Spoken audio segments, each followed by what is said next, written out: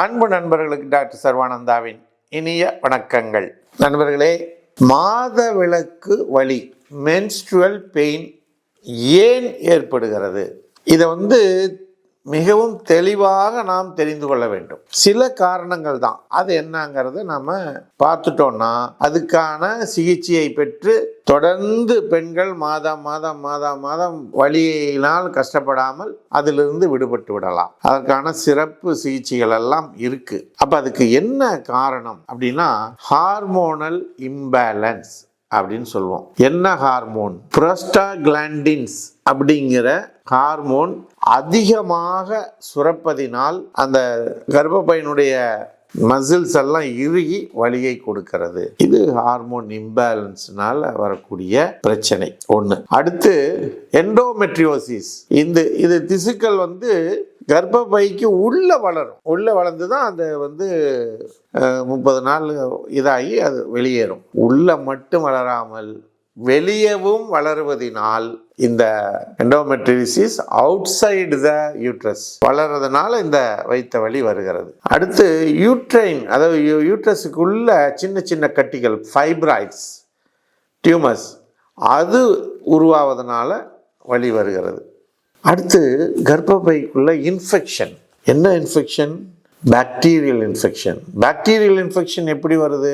Sexually transmitted disease, பால்வினை நோய்கள். இந்த பால்வினை பலரோடு உறவு கொள்வதனால இந்த பிரச்சனை வருகிறது. அதனால தான் அந்த காலத்தில் இந்து தர்மத்தில் ஒருவனுக்கு ஒருத்தி என்ற கட்டுப்பாட்டை கொண்டு வந்தார்கள். அப்படி அந்த ஒருவனுக்கு ஒருத்தி என்ற கட்டுப்பாடு இருக்கின்ற பொழுது பெண்களுக்கு எந்த விதமான பிரச்சனையும் ஏற்படாமல் பாதுகாக்கப்படுவார்கள். அப்படிங்கிறது தான் அந்த ஒருவனுக்கு ஒருத்திங்கிற நிலைப்பாட்டை கொண்டு வந்தார்கள்.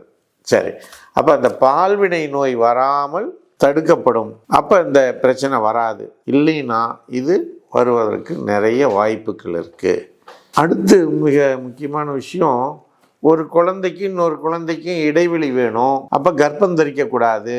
அப்போ கர்ப்பம் தரிக்கக்கூடாதுன்னா அந்த கர்ப்ப தடை வளையங்கள் கான்ட்ராசெப்டிவ்ஸ் உள்ள வைக்கிறதுனால இந்த மாதவிலக்கு வலி வருகிறது. சரிங்களா? அடுத்து சில நேரங்களில் கர்ப்பப்பையினுடைய வாய்ப்பகுதி, சர்விக்ஸ் இந்த ஹார்மோன்ஸ் இதனால சுருங்கிடும், அது விரிவடையாது. அப்படி விரிவடையாததுனால என்ன ஆகும்? அந்த வலி ஏற்படுகிறது. இவ்வாறு மாதவிலக்கு காலங்களில் கர்ப்பப்பையில் ஏற்படக்கூடிய பல்வேறு பிரச்சனைகளால் இது போன்ற இது ஏற்படுகிறது. அடுத்து மிக முக்கியமானது பயம். ஒரு முறை வயிற்று வலி வந்துருச்சுன்னா அதை தாங்க முடியலன்னா அடுத்த முறை அந்த நாள் வருவதற்கு முன்னாலேயே மனசில் அந்த பயம் வந்துடும். அந்த பய உணர்வும் தொடர்ச்சியாக அந்த வலியை கொண்டு வருது. சரிங்களா? சரி, இதற்கான சிகிச்சை, இதுக்கு மாத்திரைகளில் சிகிச்சை தரலாம், ஹார்மோன்கள் சிகிச்சை தரலாம், டென்ஸ், அதாவது டிரான்ஸ்குல்டேனியஸ் எலக்ட்ரிக்கல் நர்வ் ஸ்டிமுலேஷன்ஸ், இதன் மூலமாகவும் தரலாம். இந்த ஃபைப்ராய்டு கட்டியை சர்ஜரி பண்ணுறது மூலமாகவும் தரலாம். இது மாத்திரை மருந்துகள் எல்லா சிஸ்டத்துலேயும் தருவாங்க. இது எஸ்பெஷலி அலோபதி சிஸ்டத்தில் இந்த சர்ஜரி, இந்த டென்ஸு சிகிச்சை எல்லாமே தருவாங்க. இது எல்லாம் விட இந்த எந்த சிகிச்சையும் வேணாம், டென்ஸ் வேணாம், சர்ஜரி வேணாம், எதுவுமே வேணாம்.